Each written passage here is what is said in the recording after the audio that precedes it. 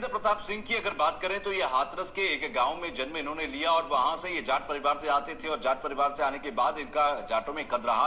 इसके अलावा स्वतंत्रता के आंदोलन में अगर देखें तो वहां पर भी एक बड़ा योगदान इनका रहा। तो अलीगढ़ में पीएम मोदी ने कल्याण सिंह को याद तो किया ही, साथ ही साथ राजा महेंद्र प्रताप सिंह को भी अगर देखें तो याद करते हुए नजर आए।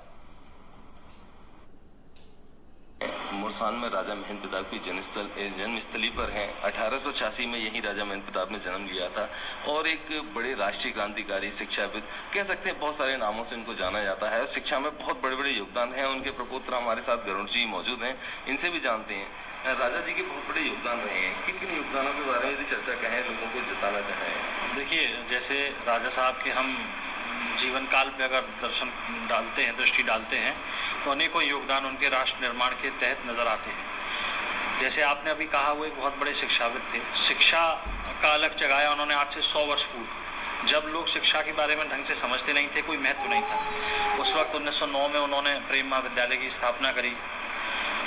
अलीगढ़ मुस्लिम यूनिवर्सिटी के खुद स्वयं विद्यार्थी रहे, उसके बाद अपना जगह दी, अपना स्वयं का निवास तक विश्वविद्यालय को दे दिया।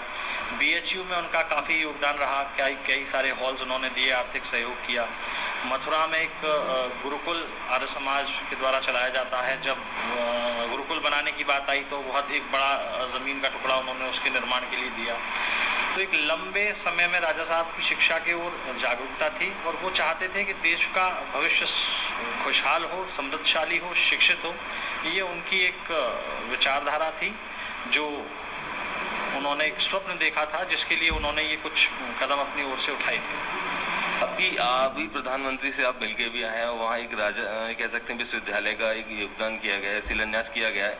इसके अलावा ऐसा क्या है जो याद रखना चाहते हैं? क्या ऐसे आश्वासन मिले जो लोग उसे पहचान पाए? देखिए, सबसे पहले तो ये बहुत गौरव का क्षण था हमारे परिवार के लिए और इस पूरे क्षेत्र और राष्ट्र के लिए कि जो व्यक्ति आज से 100 वर्ष पूर्व शिक्षा को महत्व देते हों, उनके सम्मान में प्रथम कदम शिक्षा की जगत में उठा और एक विश्वविद्यालय का शिलान्यास आज माननीय प्रधानमंत्री जी ने किया है।